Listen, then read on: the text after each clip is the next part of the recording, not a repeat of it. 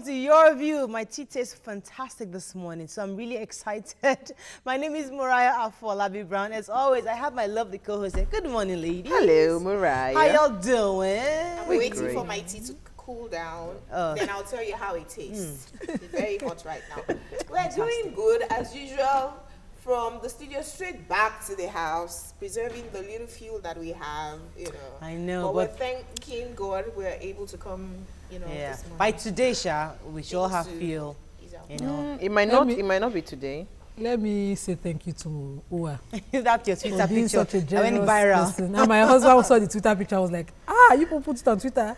So yes, we did. So that they will know that we are also in the. Yes. We're also suffering. And we're in the struggle. Yes. Sir. In the struggle for freedom. In fact, Uwa, thank you very much. And That's Mr. good. Saleh. You have said thank you a million and one times. No, because I couldn't give fuel to my neighbor that begged me. Thank you for our tea this morning also. Oh, thank you. But it ain't as good as this, man. You Trust need to try me, this. This is Jumoke. healthier. This is cranberry something. This flavor we gotta get it We're again. taking black tea, not green. This is healthy. I don't know what you can. This one tastes fantastic with honey. It is the end, man. This is the end of discussion. All right. We're just talking about tea this morning, but we're excited today. Today is Tuesday. We have our doctor in the building. Yes, so we have lots of exciting things coming up. But first, let's go through our front page review.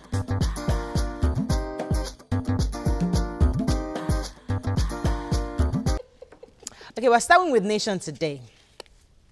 Major headline, power supply collapses. Over 20,000 megawatts lost. Gas shortage cripples 18 power plants.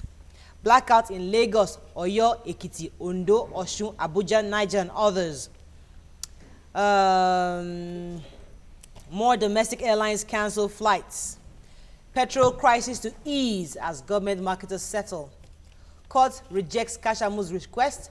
And Jonathan releases 5 billion naira for cooking stoves. All right, and we can see the picture here of Skew in Capital Filling Station yesterday. It's 5 billion naira for cooking stove. What are they cooking? You know they promised it last time.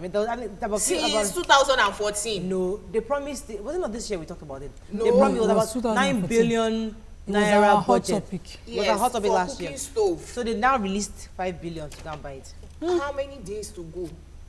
If he doesn't do it, he now say he didn't do it. Where Please did let he the man get do the what- money from? Let him do the promises that be here. Mariah. Why is he Let's not look at the paying the promises. marketers money?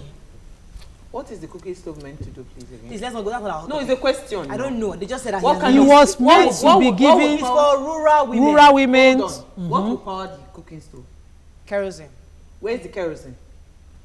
And the marketers have released. They started release. Oh, yeah. Does he always have his Leave it priorities with the upside question. down? They will answer it. Please, when they he's still our president till Friday, all right? Please, let's still give him some respect. Okay. All right. Power collapses. Let's talk about that. Power supply collapses. Since when? Well, me, I've not had power in long. Said over 2,000 megawatts lost. Exactly. Is it not the power that you have that will collapse? We have not had it since last week. Okay, but let me tell you what happened. The Shiroro power plants collapsed. And last week we had 1,327 megawatts of power. It has dropped further. Nigeria needs 200,000 megawatts. I only have 1,000. 1,000. I mean, and something. we are far away. I mean, I can Not imagine even why there's a started. blackout everywhere. Not even started. Let's move on I to. totally emptied all my freezer things in my freezer yesterday because my freezer without power can only last 3 days. So I threw everything out. Me too. My Yeah. freezer and fridge is open wide open. I left. I used bleach to clean it so that it doesn't smell. That stale smell. It's sad. The Punch. Fuel crisis. Nigerians count losses as marketers resume supply. Banks close early, 18 power generating stations shut. You can see the picture here. People waiting to buy fuel at filling station along the Lagos, that's the capital oil. It was like a mecca yesterday. Constitutions, our Supreme Court asked Jonathan, National Assembly, to settle before Wednesday. Gunmen abduct Kogi judge, kill orderly. Fayoshe, APC lawmakers meeting deadlocked. NDLA fails to bring Kashamu to court. Torture, airport workers protest, want NAF officers punished. I will probe Amechi, says Wike. And finally, unpaid salaries, Oyo Osun workers begin strike. Lots of stories here on Punch. Sorry, let me quickly say the unpaid salaries, they're starting the strike today, and they're giving the Osun State governor 14 days ultimatum to pay them their salaries. That's that. Then for the gunmen abducting the Kogi I think the governor judge. needs to come out and actually address us. We know that the federal government, revenue has dwindled. Tell us exactly what the issues are. Is it because you're getting money from the federal government? Yes, Okonjo Iweala has said they've allocated monies to you. Tell us exactly what the issues are. Maybe the workers, when they are carried along, they can understand and not protest. I think he owes that explanation to his state, not necessarily us. She's Osun. I'm from Osun State. Yeah, you've not That's gone why to find out, because maybe they've mentioned it, but it's possible that they've actually spoken to members of What I'm saying civil is service. What I'm saying is this: if you tell me what the issues are, I would not still be planning a protest. We all know what the issues are. They're not paying them, but the federal government is saying we paid you the money, right? That's the issue. That you already know what the issues are. So let us just hope that they can resolve this amicably. Any other story? This Wike probing Amechi. I read the story, and Wike is alleging that about 4.5 billion naira was used to conduct the local government elections, which that the courts even stopped them from carrying on. So that when he comes into power, when he's sworn into power, he's going to probe Amechi. And Amechi's people have gone ahead to reply that it's, somebody that is transparent, and somebody that is, he's not afraid of probe. So we'll as long as your probing is not targeted to malicious, to be vindictive, or so they are not afraid of probe. And they're also warning him that he who lives in the glass house should not throw stones. Brian, should I quickly take the Air Force story where the Air Force staff... We have to move on. Okay. Move on to Vanguard. Major headline: relief as oil workers, others suspend strike. Senate intervention brings back stakeholders to work. Marketers pledge fuel supply in 6 hours, warn members. Capital Oil to release additional 19 million litres. Subsidy claims to be inherited by Buhari. And graft, EFCC closes in on 10 ex-governors. 100 killed in Benue communities, refugee camps. And constitutional amendments, Supreme Court urges Jonathan National Assembly to set out of court. Lots and lots of stories here. Which one are we picking up? The Supreme Court, I think people are misunderstanding the order. It is basically like an advice. The National Assembly is trying to get the order that the status quo should remain. They're trying to get the order waived, and they're basically advising them that until tomorrow, when the hearing continues, they should try and settle out of court. Basically, it's just an advice. EFCC now. Okay, I think you have that story. Yes, I do. The EFCC recovered 65 billion naira, $245 million, 693,000 pounds, from where? 62,000 euros from corrupt persons, and they're set to go after, declare Modu Sheriff wanted if he fails to honor their invitations to answer questions. They're after Lucky Igbenedion, Chima Roke Mani, Saminu Turaki, Namani, Joshua Dariye, Abubakar Aldu, Danjuma Goje, Akwe Dama, Jolie Inyame, and they have said that their case against Ayo Fayoshi has been suspended because he has the immunity as the governor of Ekiti State. Question. Wow. So they're also saying that the reason why they're not able to go after many of these people is because they've not been underfunded. So hopefully this new and EFCC now waited 4 days to the new So handing administration over. to tell us that no, we Ryan. are They've underfunded. always said that. Listen, Wow. this No, EFCC no. is the only EFCC that I've not been seeing in a long time. Lamord had said that in the beginning when he was newly appointed. He said it then. I remember that they've not released funds for them. I remember that very clearly. Murayo, Lamord came out to say that he has not been funded, but he went ahead to prosecute, 419 cases and cases of internet fraud, but did not outline all these names that Jumoke just outlined now as people that call people that he would have loved to prosecute, but because of lack of funds. He's talking now because he's trying to secure his job. There's going to be a new administration whose agenda is to fight corruption. Secure the job because and he's trying to make sure he's EFCC that I've not been seeing. He's been going after Yahoo boys. Yeah, he's only Yahoo boys. When there are people collecting big money, you be seeing them. No. Daily Sun. Let power change hands. Okay.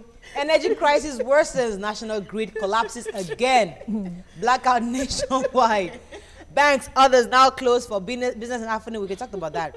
Impeachment saga, Fayose meets Omirin. Other APC lawmakers in Ondo. NDLA fails to arraign Kashamu in court. EFCC fingers Jonathan government over non-performance. And Senate brokers truce as Nupeng calls off strike. All right, we're not talking about the oil. Fayose. Fayose is there, and even NDLA. We're not talking about Kashamu. Yesterday, you said Kashamu. Now they have they've allowed it to go. They're not talking about it again, Abi. So EFCC refused. Hey, Jumoke, it's not EFCC, it's NDLA. Refused to arraign Kashamu in court yesterday, and their excuse was that he refused to leave his house. That has been cordoned off by their officials, and they're saying that he should not be afraid to come to court, that they are going to follow due process, they are not going to abuse any of his rights. You know, in this case, you know. Unfortunately, right now, Kashamu is still correct in his position. They don't have a warrant for his arrest, so it's better for him to hide. Well, they tried to get the warrant. They couldn't secure a warrant for his arrest. What was the basis for the court refusing that? What they are doing right now, because initially in the report they said they had a warrant for his arrest. That's why they put him on house arrest. But what they are doing right now without a warrant is a breach of his personal right to personal liberty, and if they're not careful, we will have a right over them in court. Yeah, they are going to lose the case. You know how many times they lose this case. That's how they mishandle cases. Okay, Fayose had a meeting with Omirin. How was that? Did you read the article? I read yesterday. They had a meeting. When they came out, they refused to answer questions in front of journalists. Let me read the quote. But they said they met at Sunview Hotel, 5 APC lawmakers, and this meeting lasted over 5 hours. So when they approached Fayose, the journalist, he said, "I don't want to answer any question, but we are only going to make one statement, and the statement is, today we have met in the overall interest of our state, believing that we will be able to find the solution to the problem." And so the interest of the state. The other guy said what the governor has said. No, they asked him to. The governor now asked him in front of the journalists that, do you want to answer questions? He said no. I will also make a statement. And after he said, the governor has spoken and he has spoken. But guess what, Mariah? So they are settled. Whatever they resolve, as far as they resolve in the interest of the Ekiti people, we are okay with that. That's all. And the whole thing is amicable with everybody. The Ekiti people is more than 2, 3. Okay, let's move on to the Guardian. More queues. See all the gallons lined up for fuel. Father Lord Almighty, God will deliver us from this. I think it will take a week for everything to. Do you know that I remember the Abacha years? Okay, let me read this headline. Relief as Nupeng suspends strike. Tanker drivers resume fuel loading. 762 billion naira paid to marketers in 2014-2015, says Okonjo-Iweala. How to end crisis by NLC, Senate panel, DPR, and UBA. Why power system collapsed. We are available to clear grey areas, overhand over note, says Sambu. Fayose APC lawmakers meet on Ekiti crisis. All right, so we'll talk about the Nupeng thing, because we have a guest in the house who's going to enlighten us on this whole happened. So what do you want to talk about? Power? Okay, let's move on to. No, I discuss power now. Okay. It has collapsed. These days, Buhari turns down governor's ministerial list. Oh my goodness, I hope somebody read that. I did. Jonathan rejects PDP BOT chairmanship post. Relief as marketers Nupeng, we talked about that already. Why marketers want payments before May 29th. And you can see Okonjo-Iweala here, ending the fuel scarcity. Right, so what happened to Buhari? So Buhari has told the APC government within the constitutional rights cannot appoint commissioners for them. Then he doesn't see why they have to appoint ministers for him. So he's refusing the ministerial list. Which is very true. Known people who all his life that know that and people of integrity that know that can actually hold those positions. So don't come as that. Which is very important. So, this is when we should talk about someone's ability to deliver. And I think what they usually do is that they will nominate people from certain zones, and that person will only be relevant in those zones in his region for election purposes, not necessarily technocrats who can deliver. I think people are actually scared of this, Baba. For the first time in my life, Murayo, I think I love being in Nigeria. This is what we need. It's not business as usual. Because if we have the right head, I'm telling you, this country, all the complaints, we will not have anything to complain about again. In short, we'll start looking for ideas for the show. No, we'll not start. No, see, when everything is perfect, trust me, we'll have ideas for other things. We'll start creating things. We'll start creating human beings that fly. Which is what they do abroad. Important. They don't have anything to worry about. I think people actually are scared of Babao. It's good, Generally, please. there's this fear in the system. Like, that story about why marketers want to collect their money before May 29 is because they are saying that they may never get their money again. Yeah, we've always known that now. So they have fuel, there, but we must collect our money. Yes. It's Baba coming. Anyway, we have someone from Nupeng who's going to help us break it now. The fear of Baba is the beginning of wisdom. Now that Baba is here. After much ado on the impending fuel scarcity, the Major Oil Marketers Association of Nigeria has finally reached an agreement with the government to begin supplying the country with much needed petroleum products. Now, who should be held responsible for the scarcity? Joining us to shed more light on this is the president of the Nigerian Union of Petroleum and Natural Gas Workers, Nupeng, Mr. Igwe Achese. Welcome to the show, sir. My pleasure. I know you've been on TVC since morning, so we're going to have you just reiterate to us what we understand is that, first of all, the strike started because they wanted to collect marketers wanted to collect their money before May 29th. We also found out that Okonjo-Iweala said, oh, we've paid you this amount of money, right? And they're not contesting the amount of money she said that is the balance that they're owing to the marketers. 3, we know that Capital Oil offered to say, you know what, I'm going to start lifting 13 million liters. That was yesterday. And maybe that was what caused your group, to say, you know what, let's call off this strike. That's what we know. Is it correct? Have we been misinformed? Or how do you tell us exactly the real picture? What happened? I think that is a misinformation. Okay. You say, when you say before May 29, I think that is also misinformation as well. I think these are businessmen that are also invested money. Money were also borrowed from the bank that they need to pay back as well. And the government is leaving.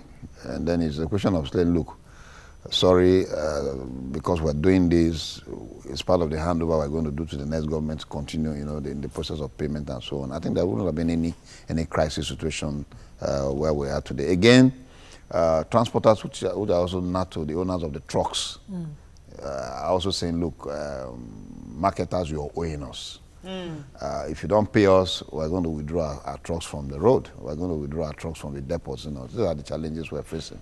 And that's just the truth about what has happened. I have a question, sir. Yeah. Now, we know that they're owing you, and the government has said that we've always owed these people. Why are they holding us ransom now?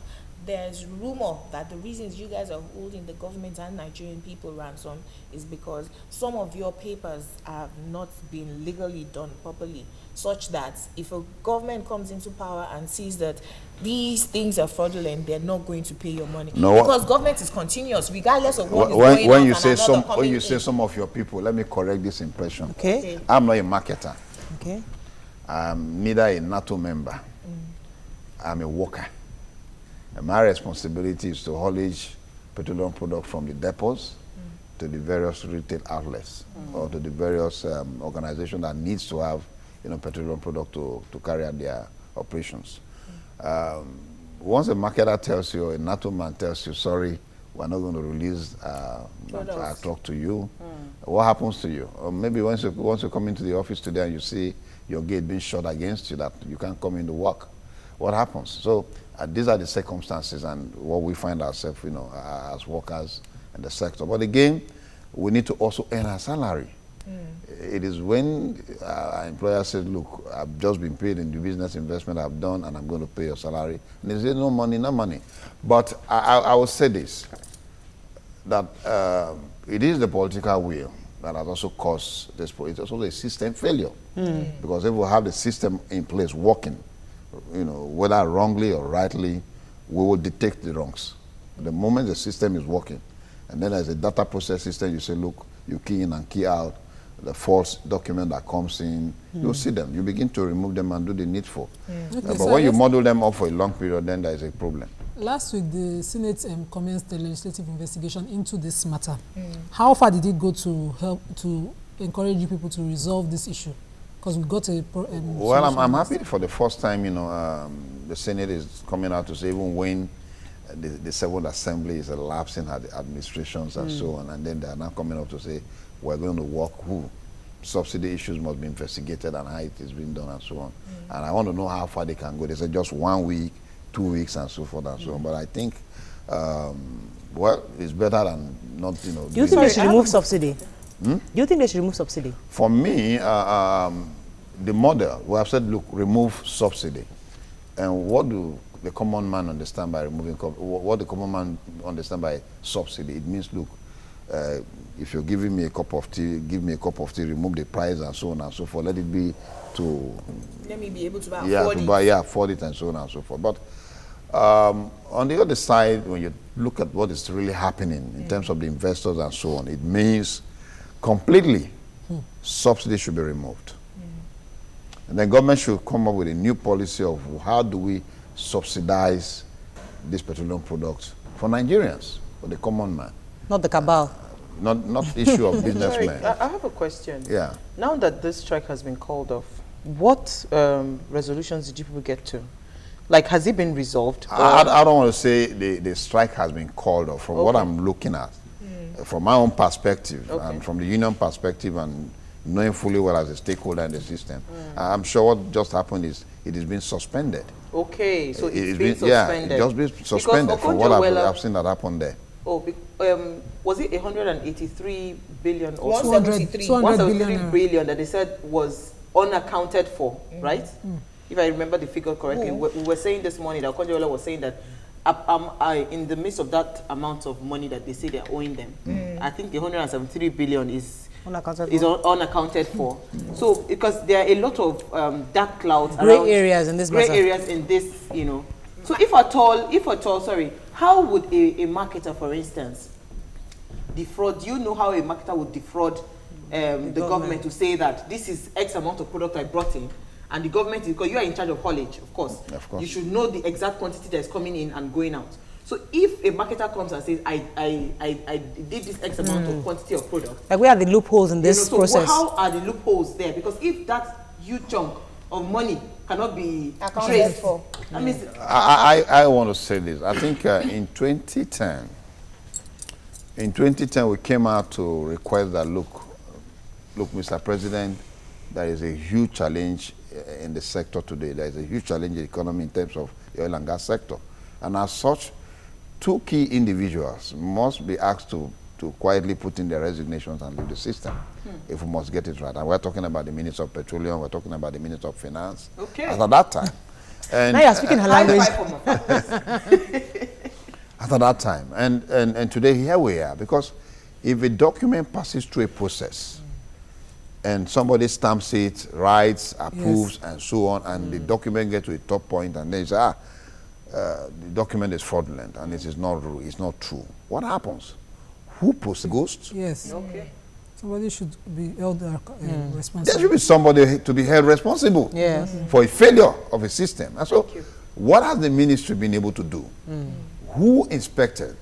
Who forged? Is there any forged document? How did the document pass through your table to go for approval for payment? So somebody should be held responsible. So if the ministers, those who are also given the responsibility of salvaging or putting the economy in proper perspective fails, they need to leave. All right. Thank you. That's right. Thank you so much, sir. I think you've been able to clarify a lot of things we wanted to know. But it's so good to have you, sir. I know you're a very busy man, so thank you for being here. Fibroids are found growths that are developed in the uterus. It's very common, and it affects an estimate of 20 to 50% of all women. They are most likely to affect women in their 30s and 40s. It occurs more frequently in Africans and also African Americans. How can women deal with fibroid and other related diseases? Joining us to the show is our consultant, obstetrician, gynecologist, and the chairman of the Institute of Infertility Medicine, LASUTH, Professor Tokunbo Fabanwo. Welcome to the show, sir. Good morning. So, yes, last week we started on infertility, and this is obviously one of the reasons why people are unable to have children. Now, what causes fibroid and how can it be managed? Well, right now we don't know what causes fibroids, but we do know a few things that have been associated with it. At the scientific level, researchers have found that some receptors in the womb, you know, when there are too many, they tend to lead to high incidence of fibroids. These are estrogen receptors, progesterone receptors, and that's perhaps why you will find fibroids commoner in blacks than in Caucasians. Also, some people have talked about the high fiber diet that African women eat, and that's a possible cause, of fibroids. We do know that wombs that have been left fallow, so to say, non-functioning, not carrying pregnancies for long, tend to grow fibroids. For instance, if a young lady doesn't start using her womb on time, we find that such groups of women tend to have fibroids. But to say that this is what causes it, nobody has been able to say that. Aside from getting pregnant early, what else can a young lady do to prevent, as much as we don't know what causes it? Virtually nothing, because it is also hereditary. We do know that women who have mothers who had fibroids also tend to have fibroids. So the most important thing is to know on time. Okay, and that's where the surveillance will come in, to know on time. But let us say that not all fibroids are harmful. Quite a number of women live their normal lives and they are never discovered to have fibroids until autopsies are carried out. Wow. Yes, so fibroids are there, not all of them cause any problems, but when they cause problems, the problems could be quite immense. Okay. For a single lady who has a protruding tummy, feels like, okay, my tummy is getting big, maybe she Feels like she's too fat. yes, and maybe it's a fibroid. Now, and then she finds out it's fibroid, and she's afraid of taking it out because they say once you take it out, you can't have kids anymore. Is that true? No. You see, when you need to deal with uterine fibroids, there are two ways to deal with them. Basically, you can just remove the fibroids one by one and leave the womb so that the woman can go on to have a reproductive career. But when a woman has finished having her babies and she has fibroids that are worrisome, then the whole womb, as well as the fibroids, would have to be taken out.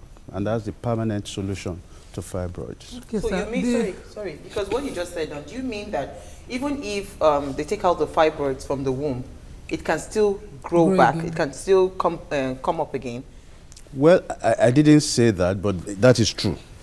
No, because you said that if she's done having children, yes, they can. The permanent solution is taking out the entire womb alongside the fibroid. Yes. So if it means that if they take out fibroid, it's possible that it may come back when the womb is still there. Yeah, two reasons why you would do that for an older woman. Okay. The first reason is what you said: the fibroids could grow again, so it doesn't make sense. Then secondly, removing the womb in its entirety is a much simpler procedure to carry out than removing fibroids one by one. Removing the womb is called hysterectomy. Okay, removing fibroids one by one could be quite bloody, if not done by an experienced hand. So it could be a dangerous thing. So yeah. Most times when I hear about fibroid, I hear about it when women are approaching menopause, for women who married early.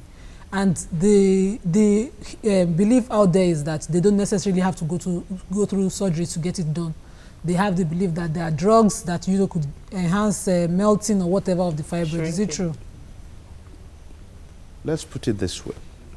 If fibroids are discovered when a woman is near menopause, then one of the things we do is what we call watchful expectancy. The logic behind that is because we know that at menopause, fibroids tend to shrink. So if a woman is just 2 years away from menopause, sometimes we say, okay, why don't we just manage it until you are menopausal?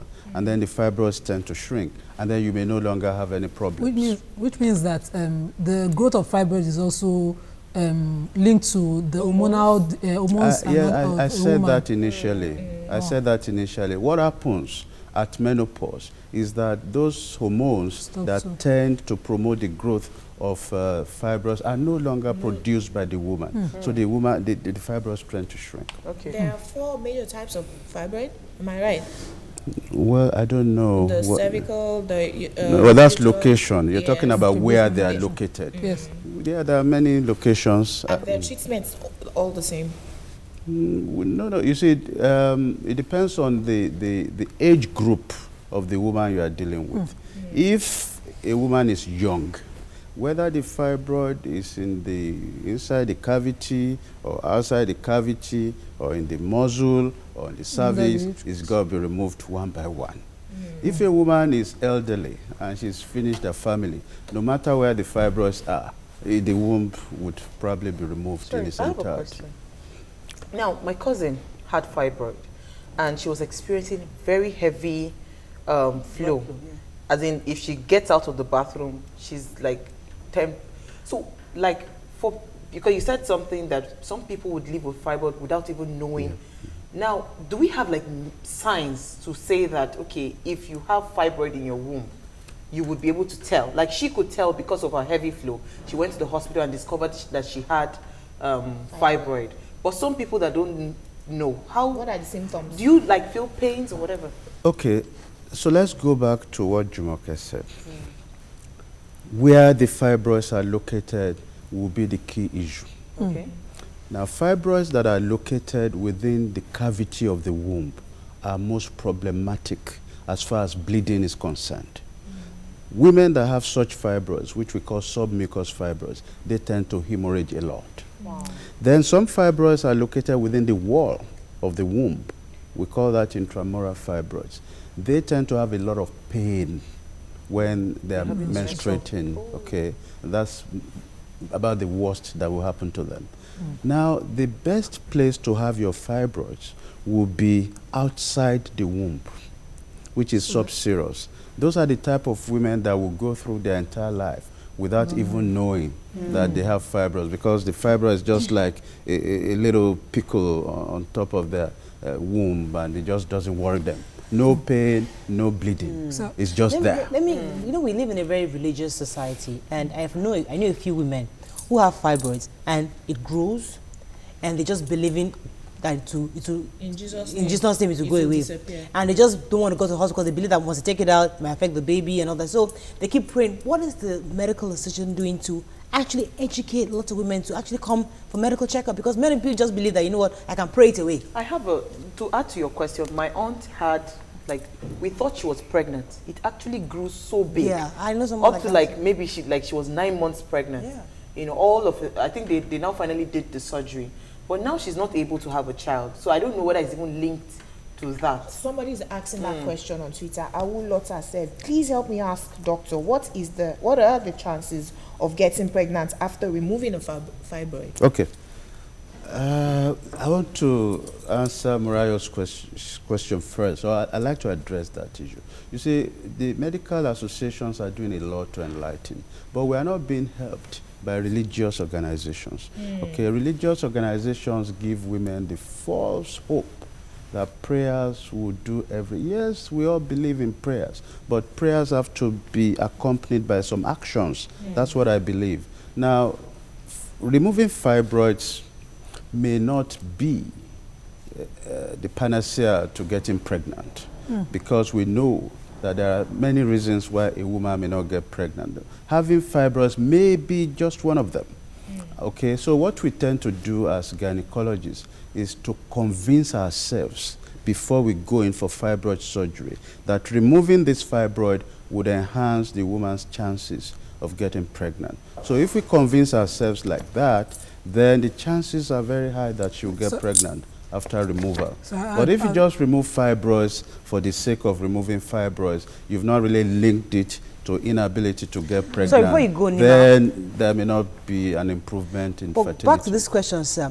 If this person had removed it when it was like this, does she have a better chance than now taking out when it's this big? Definitely, the earlier fibroids are removed, the better. The auntie you talked about, yes, you know, probably had a hysterectomy, because if the fibroid was so large, removing it and leaving the womb, one, might have been difficult, two, does not really make any sense. You know, so it should have been cancelled that, look, we will go in, we will try and remove it. But if it's difficult for us to remove, then we might remove the womb.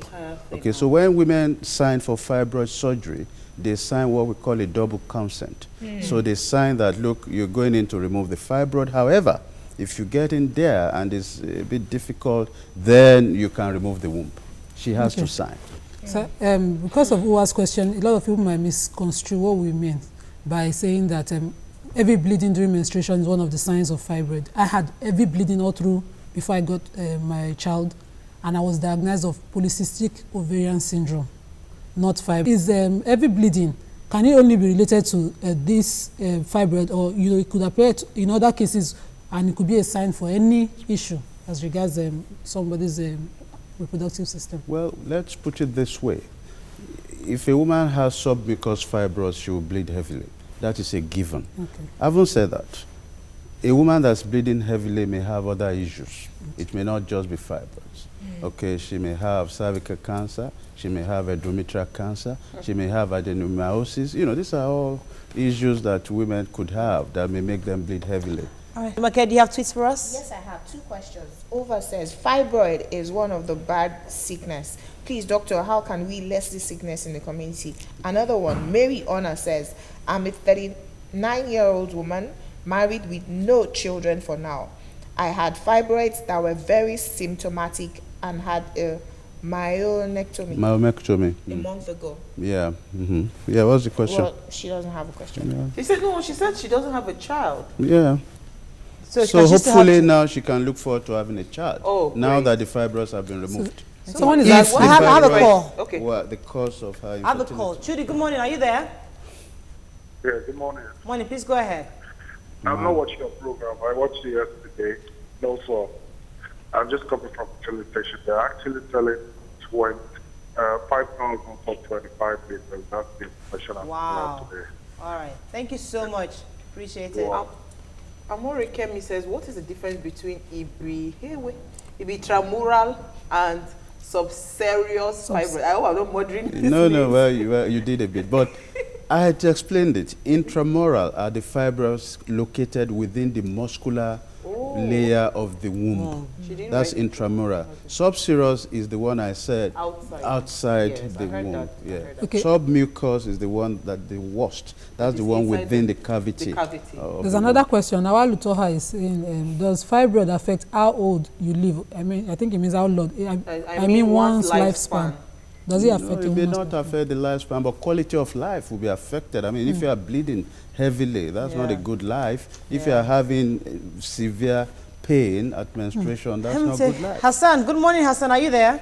Yeah, good morning, everybody. Morning. Please go ahead. Good morning, doctor. Morning, Please, sir. I have a sister. I have a question for you. Yes, sir. Please, a sister suffers from heavy bleeding.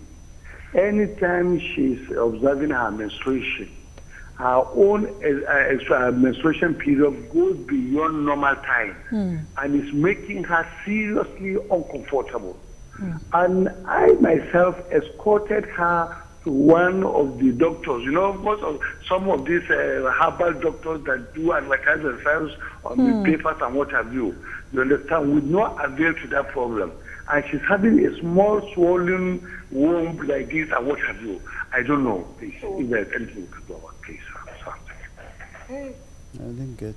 you said that they went to a herbal clinic and now she's having like a swollen part of her womb that is a small swollen area. Well, it would be nice to ask whether anything was inserted into a private part.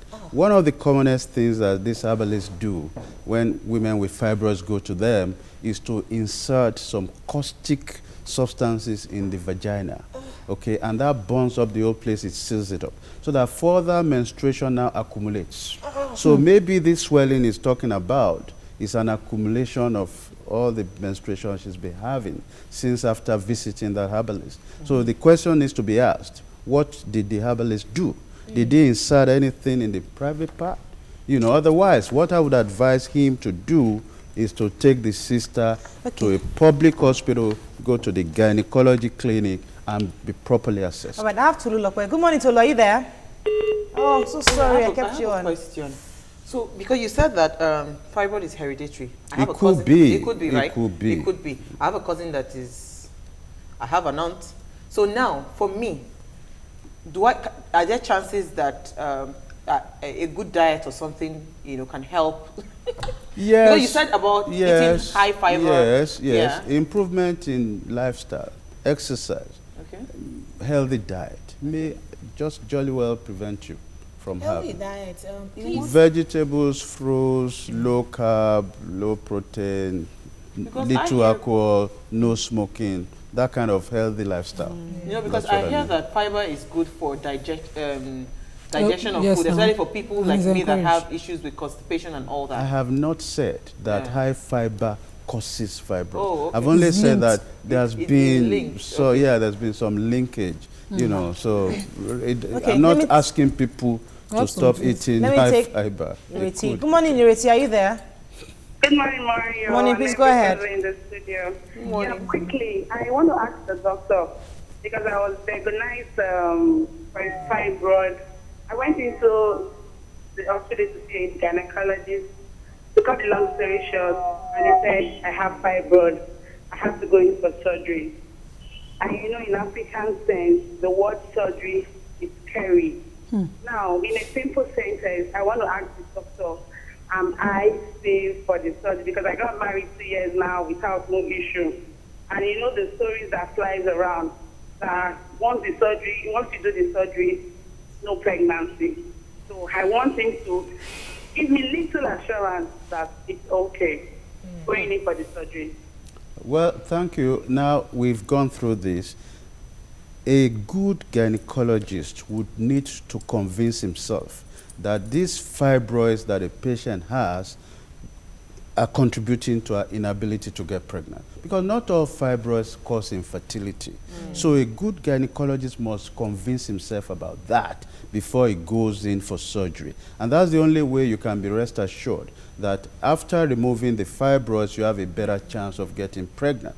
Now, I know that a lot of our colleagues just remove fibroids because they are there. That is not good practice. Fibroids, assessing a woman for fibroid surgery is cerebral work. You really need to think it through and make up your mind and be convinced that this patient needs to have these fibroids removed based on the fact that you think is giving her severe symptoms or it's causing her infertility. Okay, now fibroids and infertility is a bit of a controversial topic, all right? We know that fibroids can be associated with infertility because some of them can physically block the fallopian tubes. So when you run X-ray tests like hysterosalpingography, you might be able to detect such, okay? Some of them are associated with inflammatory reaction, which may actually cause blockage of the tubes. Okay. Some of them may be in the endometrial cavity and not even allow any conceptus to implant. You know, so you need to convince yourself about all that before you offer surgery. If you have fibroid and you finally get pregnant, and there's this competition for space, fibroid, what are the chances? Because a lot of the women are scared of, you know what, I get pregnant, will my child leave? Doctors, will my child survive this pregnancy? And even if they will bring them out early, as some try to do we have the facility to keep the child alive? Well, first and foremost, you know, no woman who has fibroids within the cavity should get pregnant with the fibroids still there.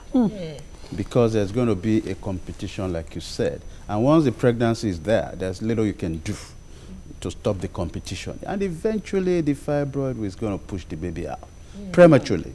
Maybe 26 weeks. If you are lucky, baby will come out at a time when your neonatal unit will be able to salvage it. So that goes to the second question you asked. What are the chances of making the baby survive? Well, we know that in most tertiary hospital neonatal units, if you have babies at about 7 months of pregnancy, they will be able to keep the baby alive. You know, some even less than that. A baby at 7 months will be about 1 kilogram weight. You know, and most tertiary hospital neonatal, you will be able to do that. All right, thank you so much, sir. It's always a pleasure having you, sir. Thank Can't you. take any more right now. Thank you, ladies. Had a good show. We'll bring the Nupeng guy back because they said they suspended, Abi. So just in case they go back, we'll bring him back again. Talk about tell us why. Well, thank you so much, sir. It was a great show. Don't forget to watch a repeat broadcast at 11:30 p.m. tonight. You can also watch previous episodes by going to YouTube/TV Entertainment and search for Your View. You can also catch us on Google Plus and search for TVC Entertainment. Thanks for watching. See you tomorrow. Have a great day. Bye-bye.